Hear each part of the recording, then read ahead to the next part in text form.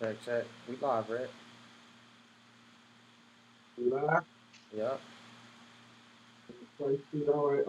Welcome to another Hold on, episode of man. Just Cool. Your mic sounds like My name is trash. Coach. Hey, what? Your mic sounds like trash. Yeah, cut it. You want to start off with that? Let's scoot up. All right. Anyway, my co-host is. Oh, Welcome back. I'm DJ Quinn. Hey, All I'm right, just yeah, saying, still, cutting in my and mic out. still messing up. A little bit.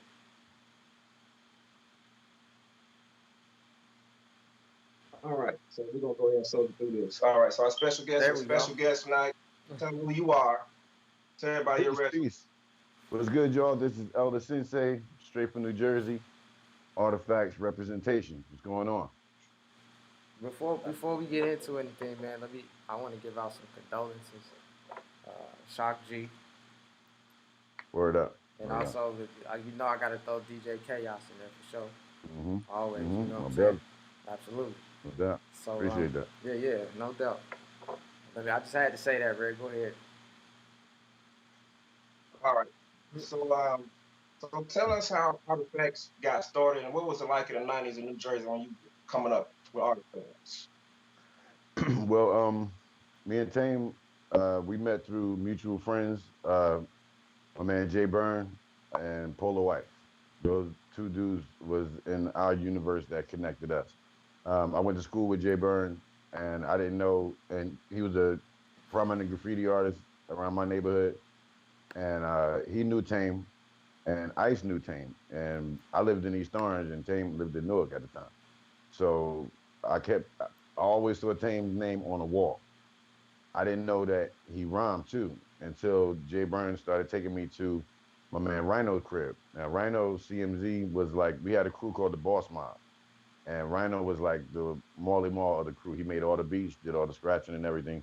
So I went over to his crib one day to start doing demos with him, and I started looking on the wall. I said, "Wow, this Tame be here." I never knew what his face looked like, nothing. I just saw his name. So he said, "Yeah, he come over here." I said, "He rhyme?" He said, "Yeah." I said, "Damn, okay." So he played me some songs. I thought that was crazy that just like his name had a certain style to it, and just hear his voice, still didn't see his face, but his voice and his rhyme style matched how his name looked. Right. So I could at least put that together. One day I went over there and he happened to be there. He came over there that day. And every time when I was there, he was never there. So we met that day. We got to meet. It was crazy. It was like we had a lot of stuff in common. But I think musically it connected. And then the next time we went over there, we did a song. And the name of that song was called Break It Down.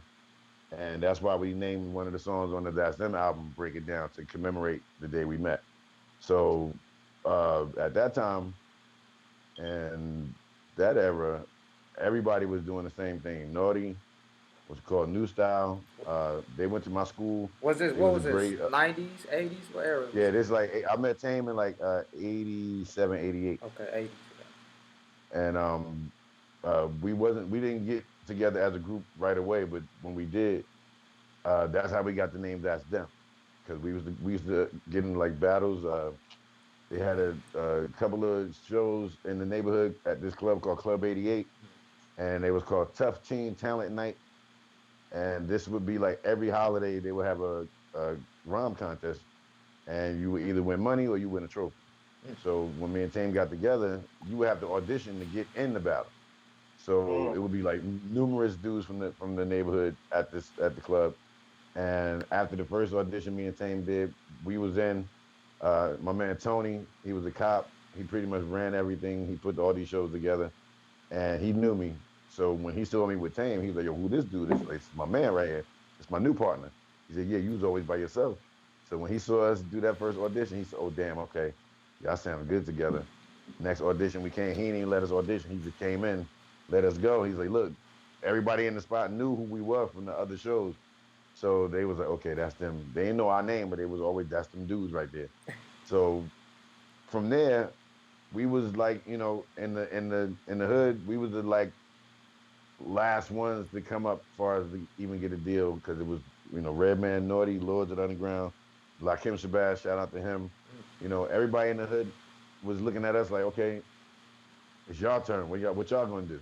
And we just so happened to go up the stretch in Barbito, and it's like 92, 93, 93, I would say. And we went up there, and that's how we got our deal. Wow. Straight from, we ain't have no demos, we ain't play people stuff, we ain't send shit to labels and nothing like that. We did that one night on Stretch and Bob, like 2 in the morning, and that was how we got our deal, and we ain't looked back since. So did y'all go? Y'all went to a major? Well, Or just so who y'all happened signed with? I guess. well, yeah, we were signed to Big Beat Atlantic, and Reef, the A&R, was friends with Stretch and Bobito, so all this shit was kind of connected because Bob worked at Def Jam, and Stretch was working at Big B too. So once we left the station, when we connected with them, all of this shit was going into play like one after another. But it was still, but the label, once we got in there, they didn't want to hear the demos. They just heard us rhyme, and they just like, yo, we just gonna we pick producers who we wanted to work with, but of course we couldn't get Lost Pro or Primo or Pete Rock or nothing like that. So Right. they say, look, we got T Ray, we got like who else y'all want to work with? And at the time, Buck Wild had did the joint with Sadat and Diamond, Can't Front. So I said, whoever did that beat, I said, what's his name? Buck Wild. I said, we want him. And that's how we started getting in with the label where we started making music. But pretty much, in the beginning, it started from us being at the radio show, 89.9. So was it true that Redman did some production on your first album? Yes, he did. He did the song Coming Through Your Block. Uh, it's funny, like I was on a bus stop one day and I saw him ride past in his Land Cruiser that you see in the videos. Mhm. And he's like, yo, he pulled over. He's like, get in the car. Come on now. He's like, I heard you got a deal. I got a beat. I want you to hear the beat now. And the beat that you hear on the album is what he played me when I got in the truck. But it was so raw. And most of it, you just heard the Biz Markie sample in there mostly. But I was like, shit, there, I want it. So he gave me the tape right there. I went to Tame, played it for him. And Rockweiler was assisted producing production on that record too. Wow, that's a lot of people don't know that. And I was like, wait a minute, Yeah, I didn't know Red, Redman tracks. Red was making beats. He was making beats back then, and also y'all know Red was a dope ass fucking DJ too. So Yeah. when I Yeah, met him, he was DJing, and and then I'm at his crib watching him DJ like, all right, homeboy, nice. Then he started rhyming. I'm like, oh shit. I said, you know what? Maybe you need to like put the turntable shit down and get on the mic and do that. Who would oh you? yeah. Who inspired you, man, to start MCing? Radio. Uh, I gravitated to MCs like Big Daddy Kane, like, Yeah, my yeah. top five: Big Daddy Kane, KRS, Rakim, Coogee Rap, Chuck D. Those are my five right there. I just, and that's off the top of my head, but it's like I gravitate to people that you probably won't think would attract me to their music. So like, Oh I yeah. like dudes like Chub Rock. I like Special Ed. All of these dudes give me something that I learned.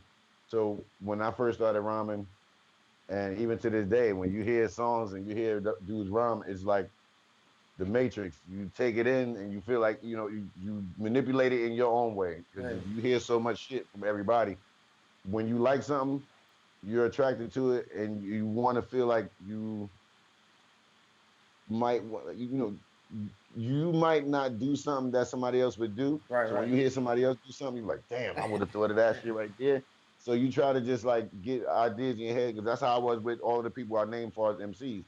I felt like I need Chuck D voice, Mm. I need KRS schooling and just of everything element wise in the culture. Mm. You got Kane just lyrically outstanding, G Rap just a fucking monster, but still had a lot of Kane in him. But we just the style was crazy. But you can pinpoint this up and you can hear what G Rap saying. You can close your eyes and his words will take you through the story of everything he's saying. So, you know, these got Slick Rick, LL, these people lyrically, that's what I wanted to be like. What you working on now?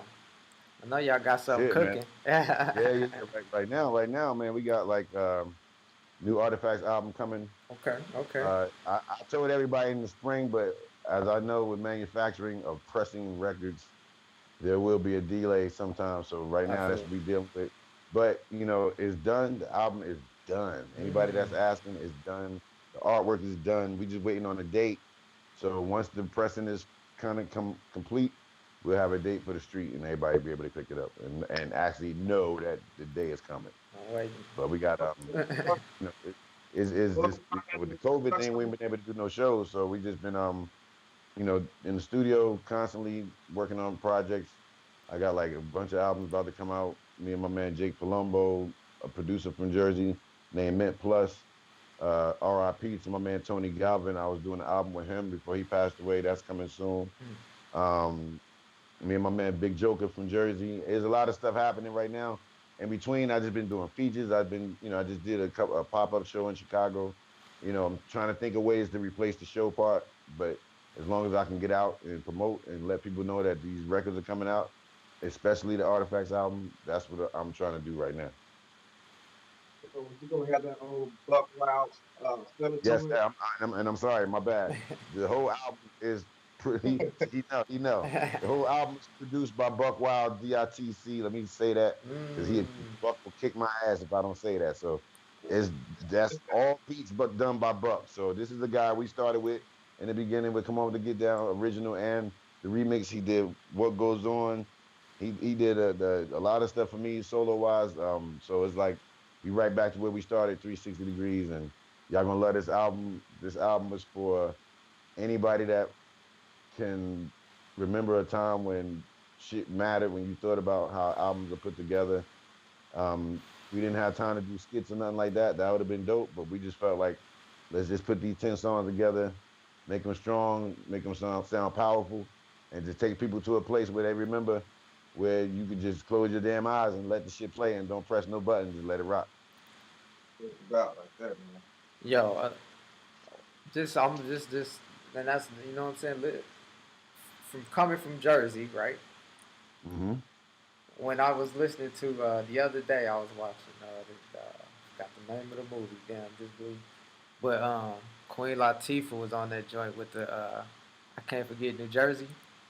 Yeah.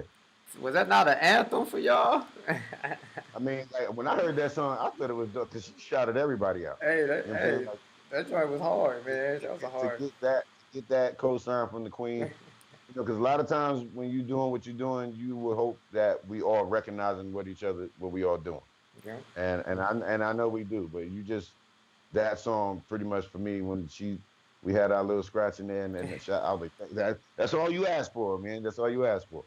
So but our New Jersey is unique. You know what I mean? Like in a lot of ways when you think about our artists that Wait, come hold on. from here. Before you go there, let me throw this in there real quick.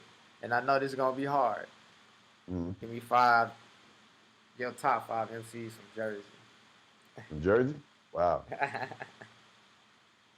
Okay, so there's a lot of us, man. Uh, but No if specific order. No specific order. if I had to start at number one, because of you know, when you look at Reggie, he is Jersey. So I'll put Redman at number one. Okay. I'd say Tretz at number two. Check. Mm. Yeah. Um, uh, I got to put my man Lakim Shabazz at number three because if it wasn't for Lock, he was the first to put Jersey on the map. When you talk about, lyrical dudes Mm-hmm. that matter, and even where you got dudes like Nas saying that he recognized Locke, Right. as Yeah. being the dude that he saw on TV Yeah. as the first dude in Egypt making a video. You know what I'm saying? He was at the pyramid. So Yep. we saw that, Wow. and even to this day, Locke is like he's like my brother. He's a mentor to me. Um, let's see, number four. If I have to put a female in there, so I'll throw Lauren in there. We all grew up in the same area, so we That's what's up. she made a difference in hip hop in a lot of ways Oh yeah. from a female standpoint. So I have to say that. And number five, wow, I gonna make me this one. I gotta put people on here. Um, this is not an MC, but it's important for me. A guy named I'm gonna say L the Sensei. Oh what? Oh, see, I appreciate that. I appreciate. I You wasn't gotta even thinking about. you gotta throw I wasn't yourself in I wasn't there. thinking about myself, but if I had to be in there, I throw myself in. I put number You gotta throw yourself five. in there. And for good measure, if on the side, I'll have to say Tame as well because you Yeah, know y'all Tame got. name rings a lot of bells in the industry when you talk about MCs. Where it's like his kind of effortless. I see this dude write. I seen his notebooks, Right. and it's incredible to see this dude work. Where it's like he could sit there and think about shit. I'm like, I know I had to be on point when I'm rocking after him. So And y'all got a that's nice that's hard. That's hard. That been a hard thing for years to do, and that actually made me better. So I thank him for that as well. and y'all got a nice body of work too, man. Hmm. Y'all definitely do, man. So I'll definitely big y'all up on that for sure. I appreciate that. Y'all got some And hits. it in it for a minute. Speaking of performing, which do you prefer? New Jersey, performing in New Jersey or New York? Which one is better for performing? Performers. Yeah, like perform like when you first went to New York, how was that experience? Oh Once wow! Like yeah, we like going to New York, coming from Jersey, we couldn't go over there and just go on stage and be like, yo, we from Jersey, blah blah blah blah, because you will get booed. Like if you're not from New York, I mean, like we right there. I Yeah. could go outside right now and go to a certain street and I can see New York buildings. Right. But they think that we so far away, and at that time, I'm like, yo, we get video music box too. We get the same radio stations. We hear Marley and Red. We hear the same thing. But for them, it's like, yo, y'all not from New York, so it's not y'all don't count. So we would go on stage, and this is like after we did Stretch and Bob, so we did a lot of lyricist lounge shows.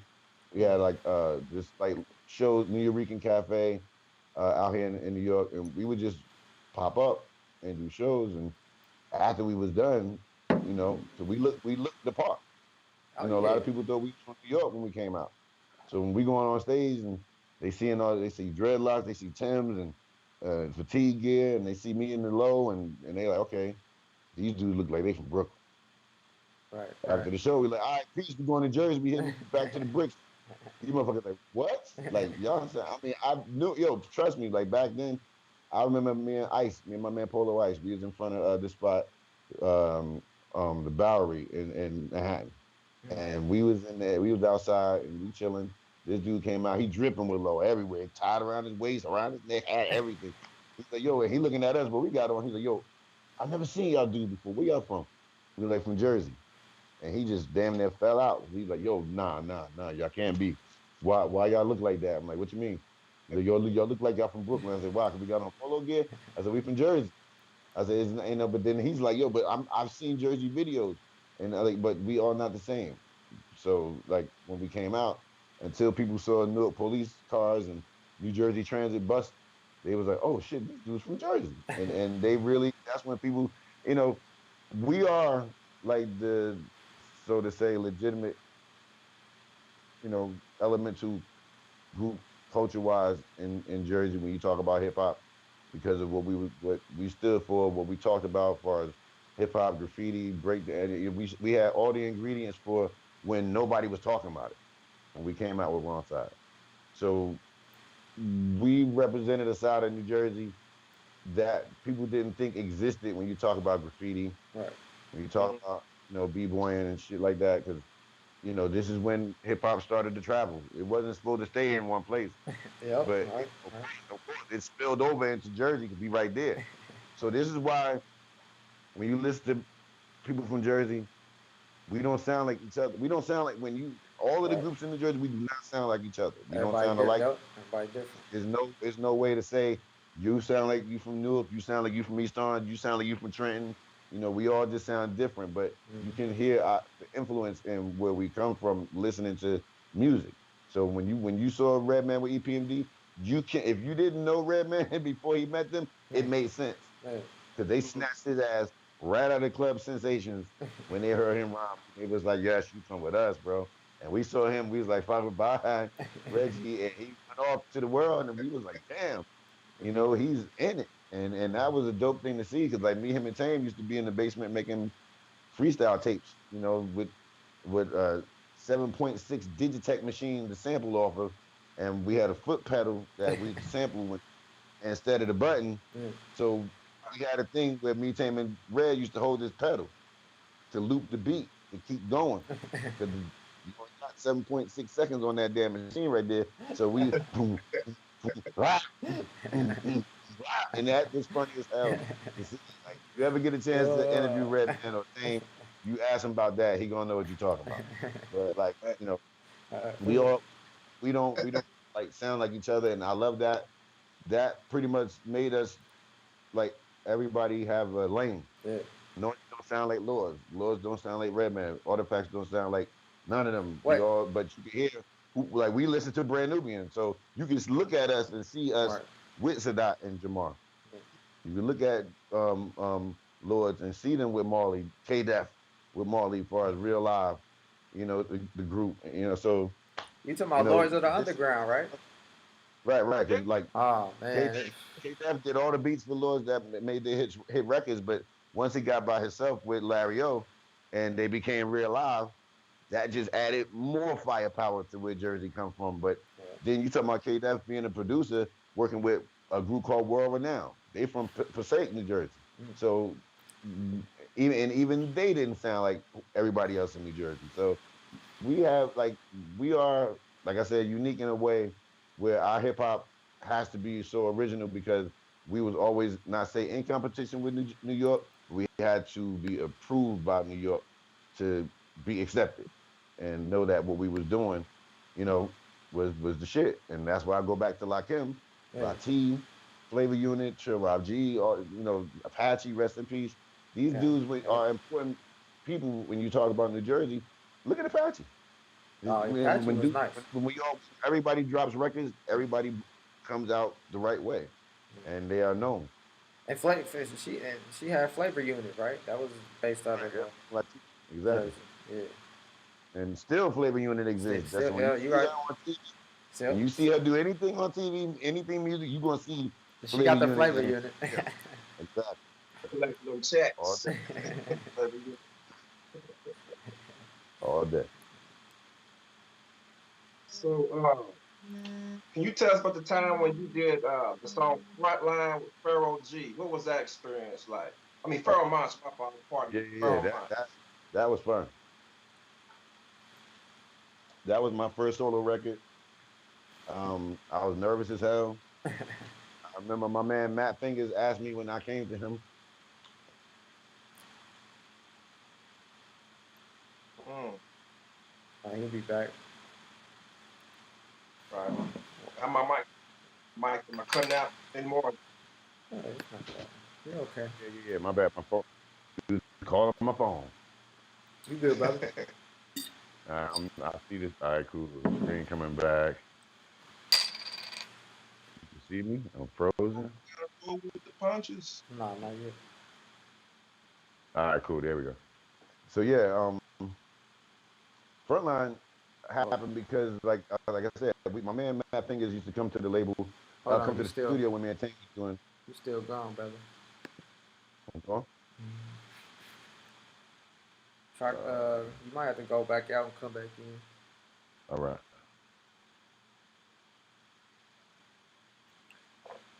Dang, Red.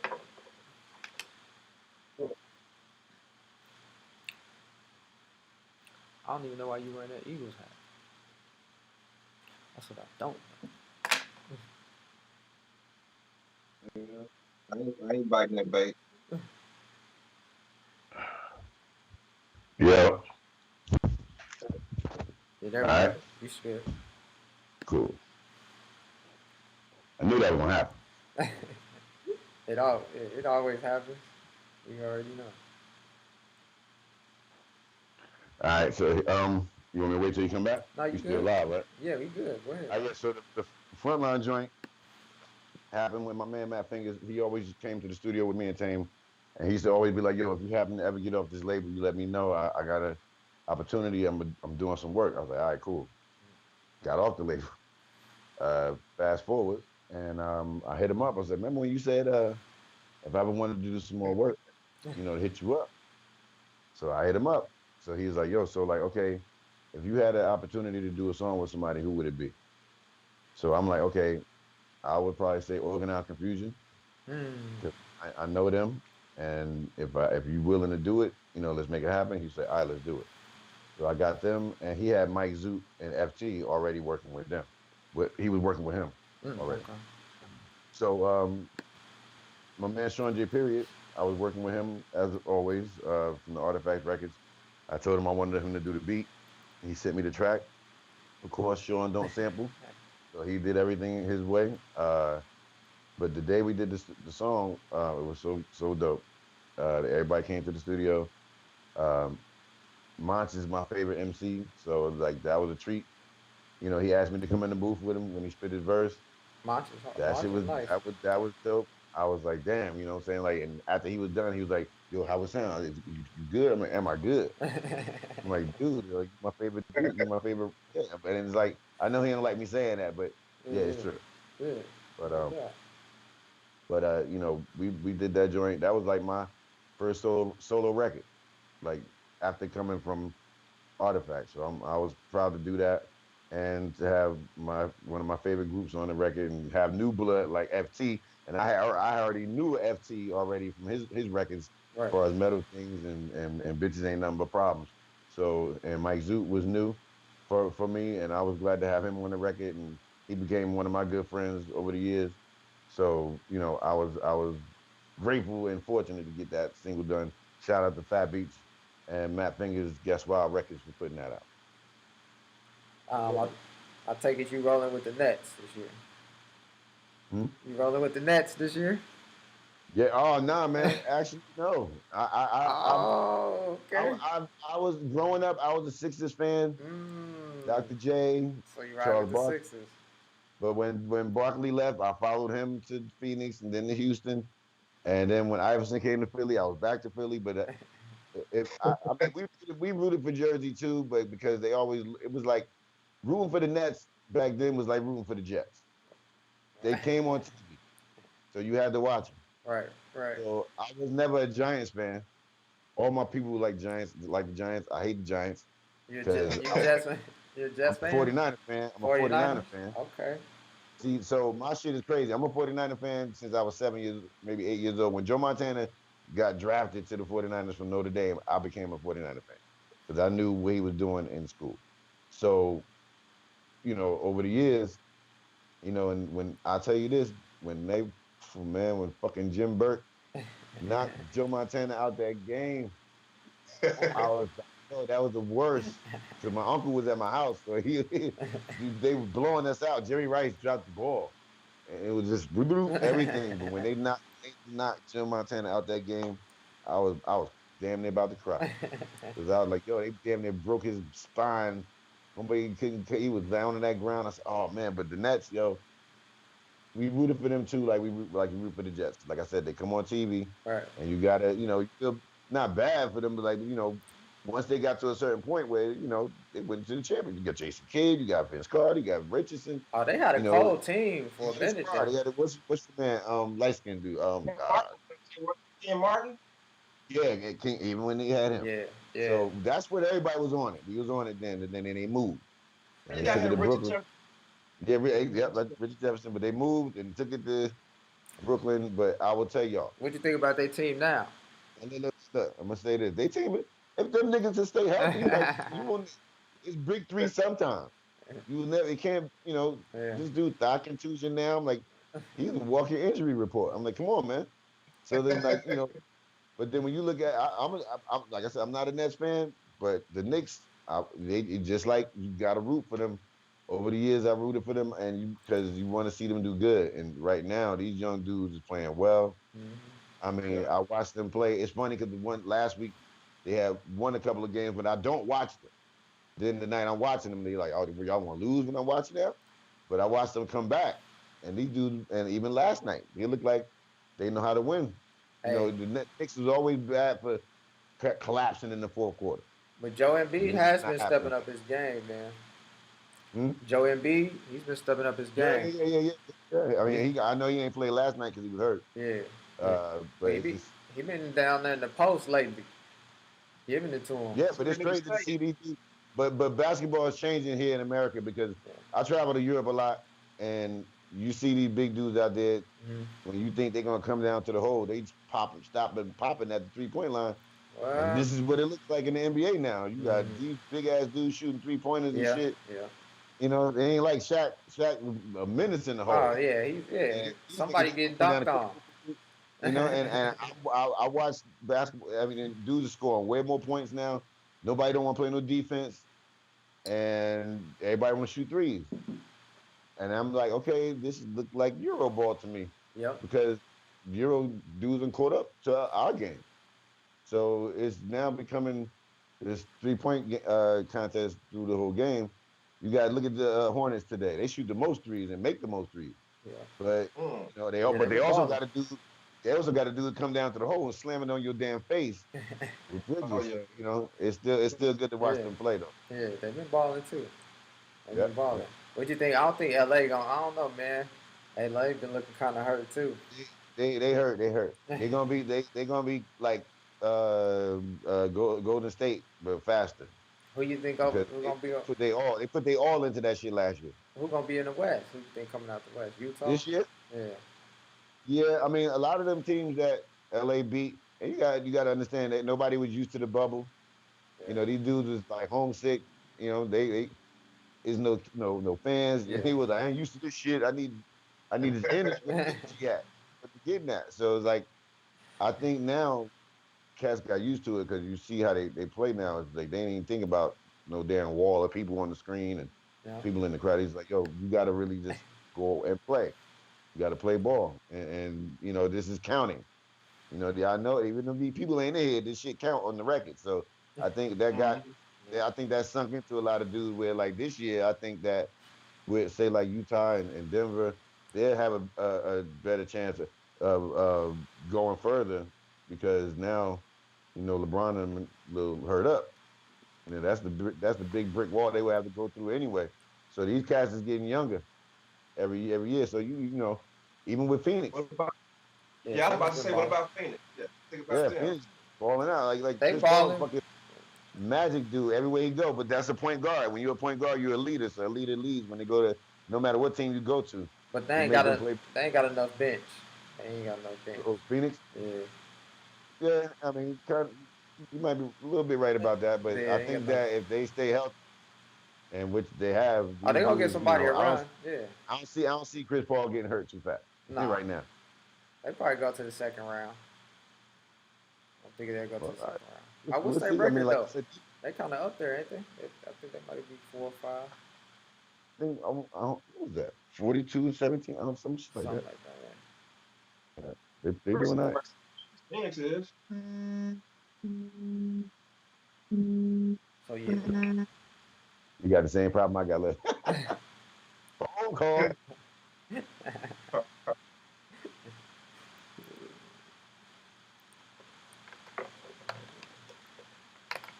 Right. Let me ask you this. Um, how important is it to have the four elements of hip hop in today's current state of hip hop? Do you Hmm. feel like they kind of Mm. lost the essence versus like when you were, you know, coming up in the 90s? Yeah, that shit gone now, man. These, these little dudes, the only time they hear and think about that is when they watch like Hip Hop Evolution documentary or something like that. You know, um, I tell my son just turned 18 today, and over the years I've been Oh trying to man, tell him to get into happy he birthday. into he into appreciate that. Thank you, my man. He knows, you know, he kind of understand things in hip hop where when he look at the past, he try to understand why it's not like that no more. So it's almost like what you said, like these kids growing up now doing music, their parents didn't show them that part. Like, but then when you look at where the music is mainly coming from, whether mostly in the South, they didn't grow up off of what we grew up off of up here in the East. So Right. there are no tales of graffiti and train shit, graffiti on it, and dudes stand on the corner with a fucking cardboard b-boying. That's not today. Right, Uh, right. there's few artists today that talk like how we talked back then. So like they have Kendrick, you got J. Cole, as far as like mainstream artists, but there's a lot of Right. underground, there's a lot of underground and independent artists that cats listen to now more than mainstream because it's online. So it's almost Right. like having a record store like Fat Beats online, but to see, and then it's visualized with a lot with these videos. So this era, you know, unless these dudes are into the shit that I'm into, they're not gonna gravitate toward elements of hip hop where they don't even know what they are. And this is the problem with why the music sound like the way it do, because we're not just Oh, talking about we ain't talking about just parents of the artists that's coming out with music.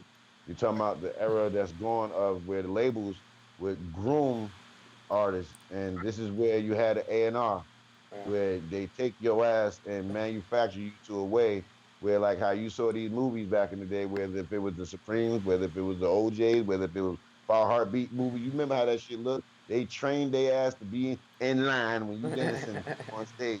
There's nobody to train these cats to be ready to come out with a record in full in the structure where it's like how it was for all of us when we came up. So the the formula that we used back then is not the formula today. I mean, it's a lot of hope out there, but unless you have these young dudes talking to other young dudes that this is what hip hop used to be, or if they're doing the type of style of hip hop that we're doing, I say style because the style of what I do to the young cat, they know it. They know it as boom bap.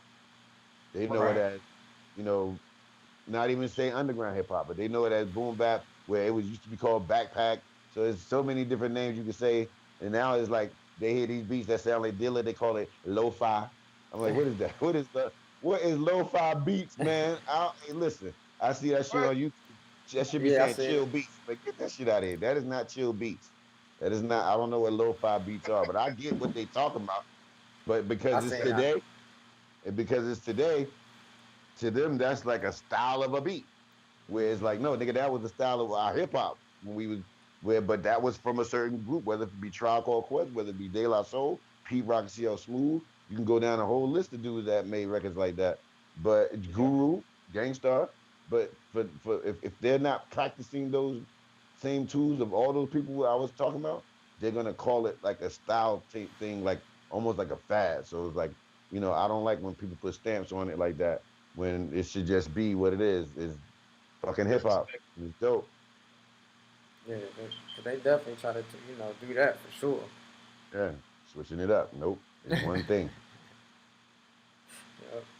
So give us some helpful tips, man, or give a young individual some helpful tips, man, of branding himself and Mhm. and and how to pretty much get the success, you know, from But being a today from being an artist. is much easier today than it was for us back in the day because this internet shit and this everything page social media wise, these dudes are eating way more than we was. You talking about YouTube page? These dudes are getting millions of dollars. I don't know. It was some other thing I heard about where you go in person, something like that. I don't know what the name of it totally is, but it's like you fans only. So yeah, that shit. Mm-hmm. You really able to control what you're doing and put it in the lane where you want it to go. So I always tell dudes like when you doing this, have a plan. You know what I'm saying? Like this shit don't happen overnight. You really got to know where you want to go as far as with your sound. Don't try to be like all these other cats. Sound like yourself. You know, know that when you putting these records out, make them sound quality wise dope because you are a reflection of what your music sound like.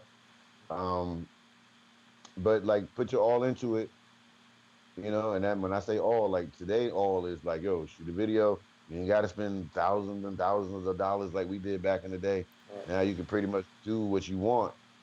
And even for older artists like myself, like shit is an advantage when you talk about where we only had a fan club that send letters to the label in New York, where now people can like do what we doing right now, and you can hit me up on my page, and There is no middleman no more. No, because Right. I don't have no everybody at the sound of my voice.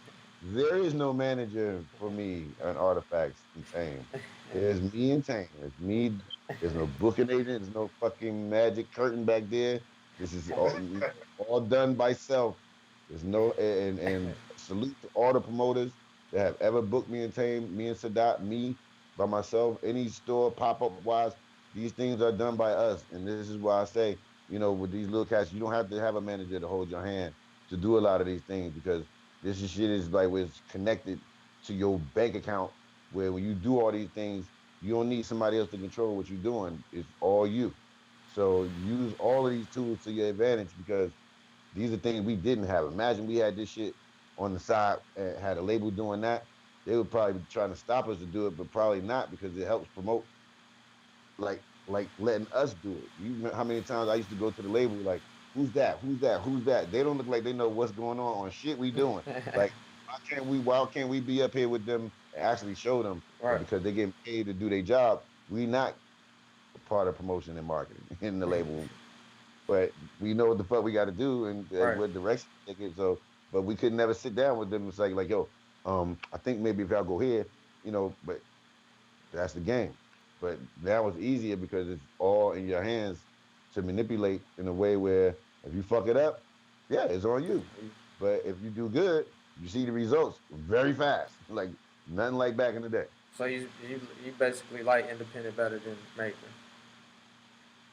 Uh, I've grown to know that that was the way because when you dealing with these labels, you're like a tax write off. You're getting a loan. It's like getting a loan and if it work, when you get in the green, you get bread. But I just was like, I looked at shit for what it was, and I had a lot of fun. Me and Tame had a lot of fun making that music on Atlantic on Big Beat. But I knew that once we got by ourselves, even when I went solo on my own, I knew it was things that I wasn't gonna have that they had, as far as the big fucking vehicle to do all the big work. Whereas like I just knew that okay, now it's just me. Let me understand. I knew things to do. I knew what I had to do because, like I said, I'd be at the label trying to tell them to do it. But when you're not in that world, you're not that. You're not. You don't have that job title. They think you don't know what you're talking about. So as I've gotten to grow and gotten to meet people, I've learned to just don't burn bridges when you're doing this game. When you're doing this when you in this industry. Because like Ralph Cramden said, when you on your way up, you see them same motherfuckers on your way down, and they be laughing at you and talking about you. And see, this shit ain't work out for you all the way to the bottom. But when you stay humble and know your worth and you know what you're trying to do and you have a plan, I tell everybody the same thing. Just know what you want, because and when it worked for you, it really you really see like, oh shit, like let me do it like this because that way before, I've made of course more money on my own than I did with the label. Only thing that I haven't been able to do is have a big ass monster Behind putting it out big in a big way. But the internet helps that, you. Yeah. and having a personal touch to a lot of things, like with the merch. When I send merch out to people, I sign all the boxes, I sign all the packaging. I've learned to, attach the packaging to tape and, have these things where people cherish it a little bit more than just me sending them something in the mail from an artist. You know what I'm saying? Is a lot more than just Yeah, that. yeah, yeah. And that's a good way too. That's a definitely helpful here. Tip if they get your merchandise right, package it up real nice and send it out to them. Mhm. That's a good. And cats will see, when people see you doing that, they were like, oh, this nigga really like trying to do it. Yes, like, yeah, like, look, we trying to do it for real.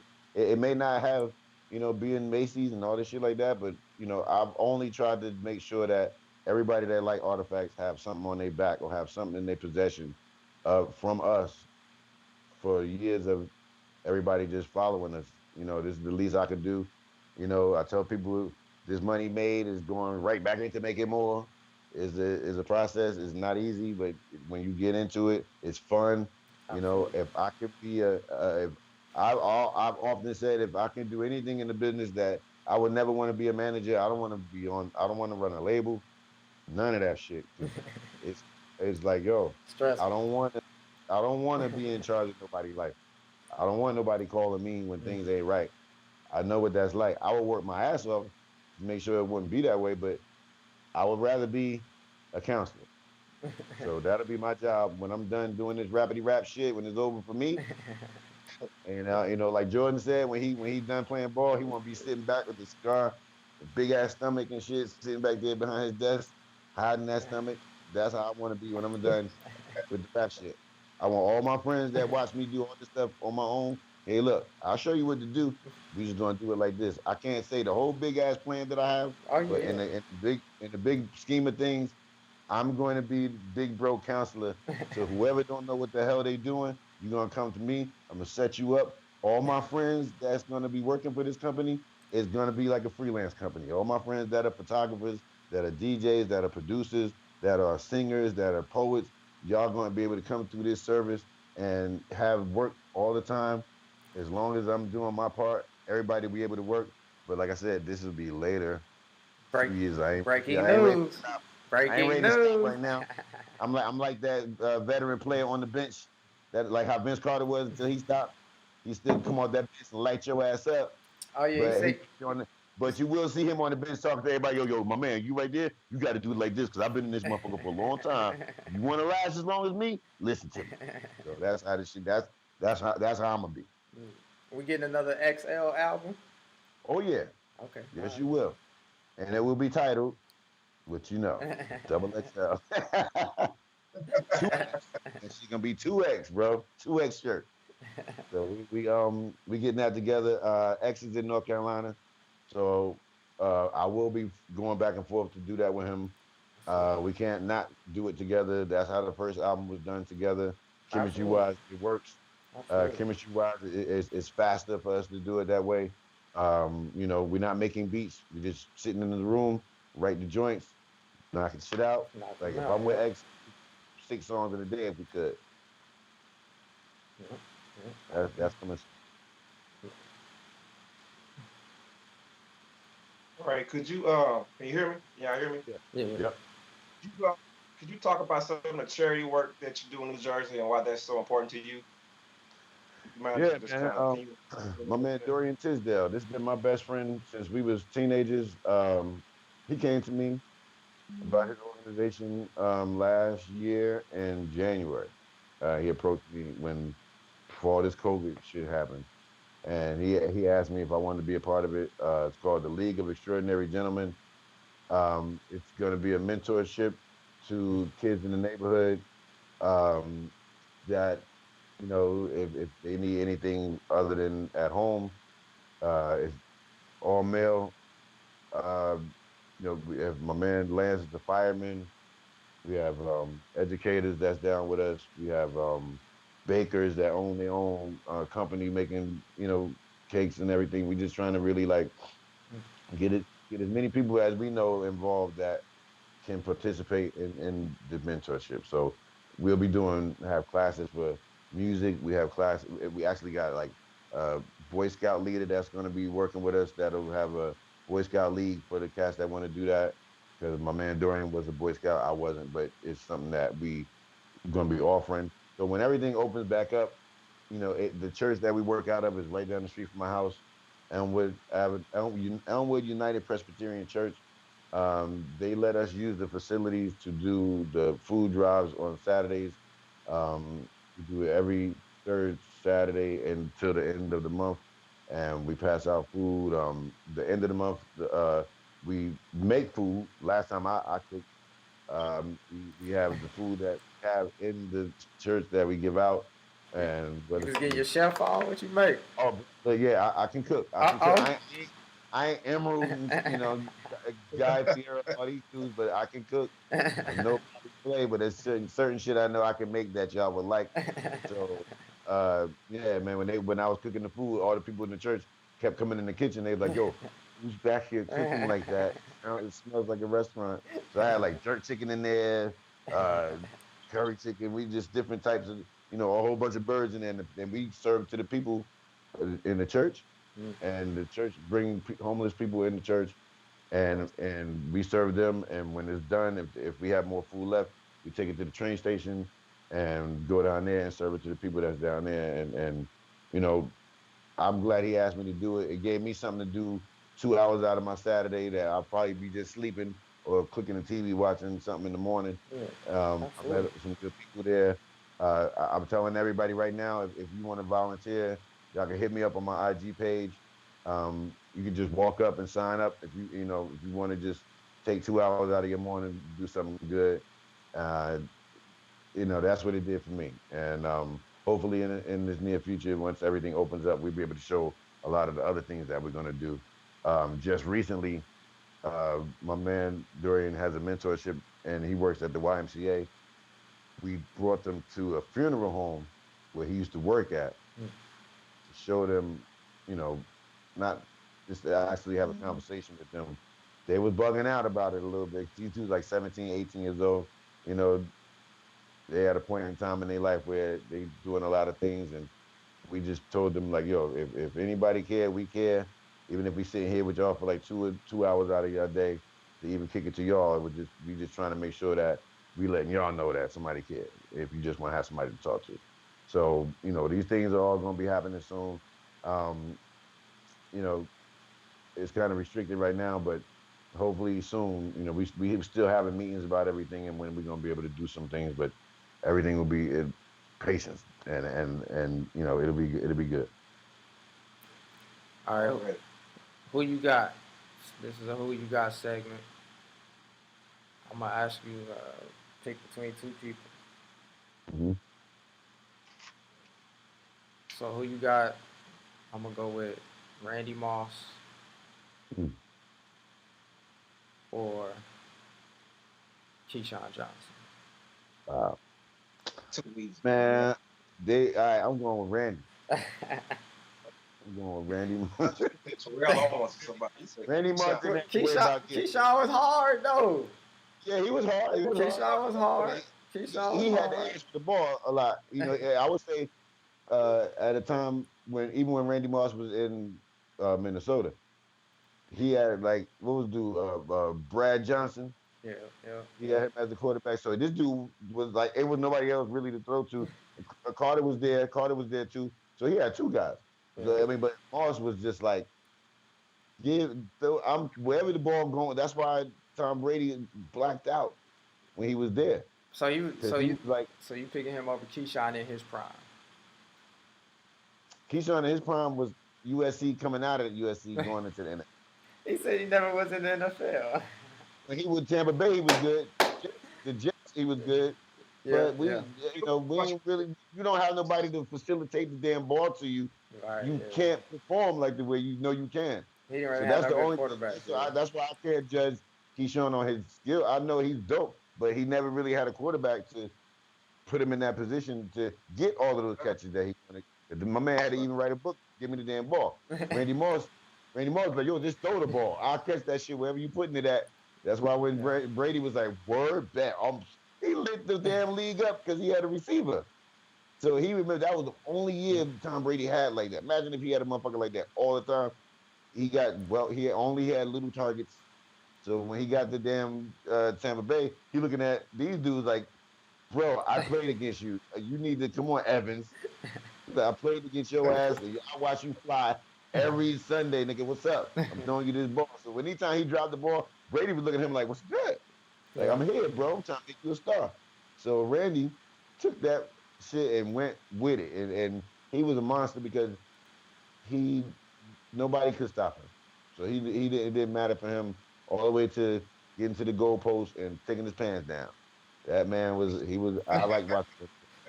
All right, so we'll move it then. We'll say Randy or Terrell Now you talking about my team, Owens. man. You talking about my quarterback.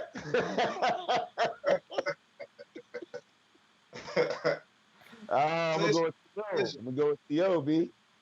Cause like I saw Theo do shit that I didn't think that I only thought Jerry Rice could do in San Francisco. T.O. over Randy, So huh? Okay. well, I like T.O. too. yeah, man. I'm a I got to do T.O.'s that. I can't cold. go against T.O.'s that dude cold. played on my squad. I have to say, like when he caught that, man, Will you when he tell caught Red? that ball, Will you tell Red who your squad is? my I squad, heard. San Fran. No. Okay. You see, he got on that. What hat you got on, Red? Look, we some represent from a team. We don't even know who your team is. Oh, Dallas, Eagles. Dallas Cowboys, right? Oh, he a Cowboy fan. Oh my God, I Yeah, hate. Oh my God, get on YouTube. my See best more. friend is a Cowboy fan too. I've been giving it to him every chance. But I will say this about y'all though. I don't care. Even when y'all was 1-16, y'all the only motherfucking squad, along with the Lakers fans, Listen, that will be to the end. Y'all ride to the end, boy. No matter what's going, y'all can be bad as hell. The Tony Romo bad, and y'all still rocking with the team. Fuck it, we mediocre as hell. But I love my team, bro. hey, Tony had me mad for a while, man. You know that's all Yeah, he. because Yeah. he was the little train that could. When he stumbled his ass on that, he fumbled that ball. I was like, damn. He can't even keep the ball in his hand. Hey, yeah, that's a squad right there. You See, know, look, yep. hey, that's a Just squad. like I was with San Fran when we got whacked. I was like, nope, I'm riding with him. I'm riding with him. Because then when we had Alex Smith, I was like, okay, okay. Then he was all He right, got but hurt. then here come He was when good, man. Kaepernick He till came. he got hurt though. When he got hurt, that kind of. Yeah, yeah. But y'all was on the When road there. Y'all was Kaepernick came balling. in and just stole the shit from him. Y'all was balling. My bad, Red. I didn't mean to get off topic. I'll talk about your So they good, you good. We back on. Eagles. I'll just like talk about Reds Eagles because they're so Oh trash. well, yeah, he gonna be all right. He got the new guy. Let's see how y'all do. We don't even know who the new guy is. That's what. The Eagles quarterback Yeah, who is that? Jalen Hurts. Who? He hurt. alright. He alright, man. He ain't. That's what I'm saying. We can't judge him yet. We No gotta give that quarterback motherfucker. stay healthy. Let's give him a full season of hurt and see what he do after that. He's trash. I'm gonna say he's trash. I'm, He played all right, but like I said, he ain't played a whole. Let's give him a whole 17, 18 games. See what he do. This is gonna be interesting regardless. We can do this all day.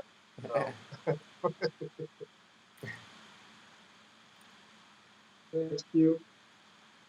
Next Q. well, Lil man, let's see what we at. Oh yeah, we I'm gonna been. ask you about. Oh, go ahead. Did you guys have a song on that kids movie? Uh, Yes, how did that happen? yo, I would say you got me on that, but because Okay. the way we found out, like somebody came to me was like, "Yo, you ever heard this movie called Kids?" I'm like, "Nah, what's up?" Like, yo, they were playing your song in that shit. I was like, "What song?" Yeah. They were playing wrong side in the shit in the best part of the movie. They was smoking weed, little kids and shit, swimming pool. I'm like, what?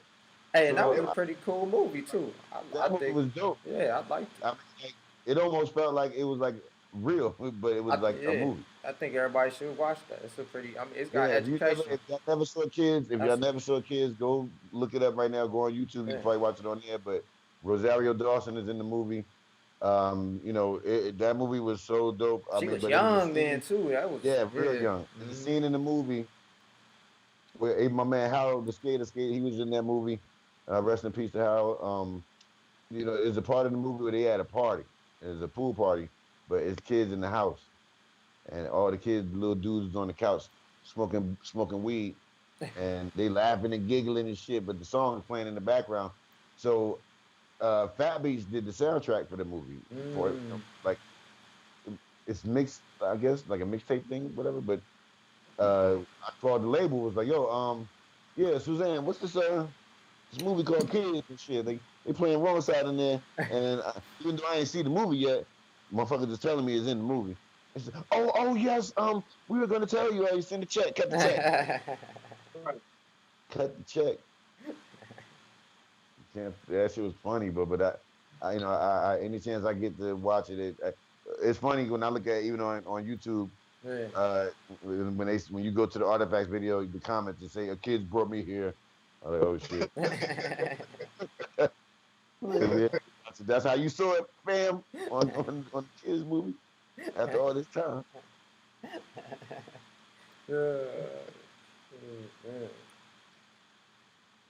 Well, yeah, man. Let everybody know, man, where we can find you at, man. um, your All right, yeah. hashtags and all of that. So um, Yeah, everybody, y'all can versus find me everything. mostly on IG. My IG page is Sensei from NJ, Sensei from New Jersey.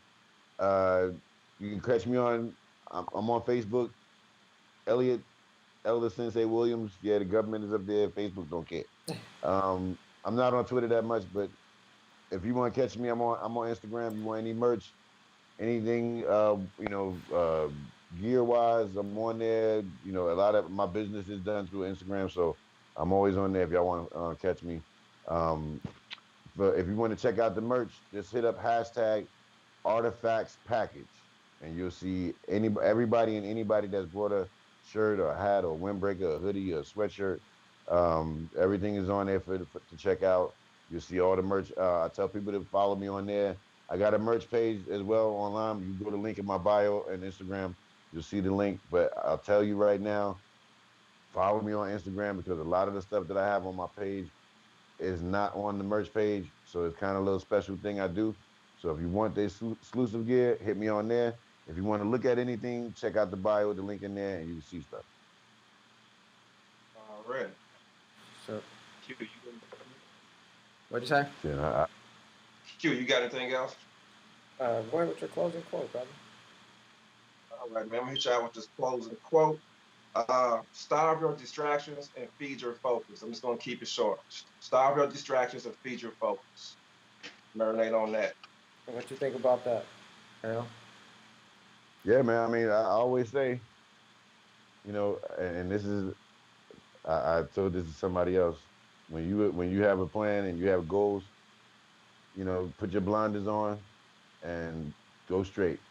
Because a lot of the things you see on the road that may be shiny will distract you and it'll take you off your square. So definitely, being focused helps a whole damn lot. I'm a victim of distraction in my life. So uh, absolutely. I've been able to focus in through these years, these later years, but you learn even as you go. So I definitely agree on Yeah, man. And once again, rest in peace to everybody we've been losing. that. Man. Some, Black Rob, back to back, man. Yeah, man. Hey, look, hey, I'm 50 years old, man. I stay in the gym. I try to stay doing something active because you know Yeah. we got only one body. We got one body, man, and we can't. Dudes got to understand we ain't built like we used to do, like we used to be. We just not Yeah. 16. It's a comedian dude, I can't remember his name, but he said he's like, yo, when you 16, you can go outside and fight like 5 dudes. You come back in the house, and you can go to school next day, go outside next day, you all right. Try to have 5 fights with dudes, and you 36.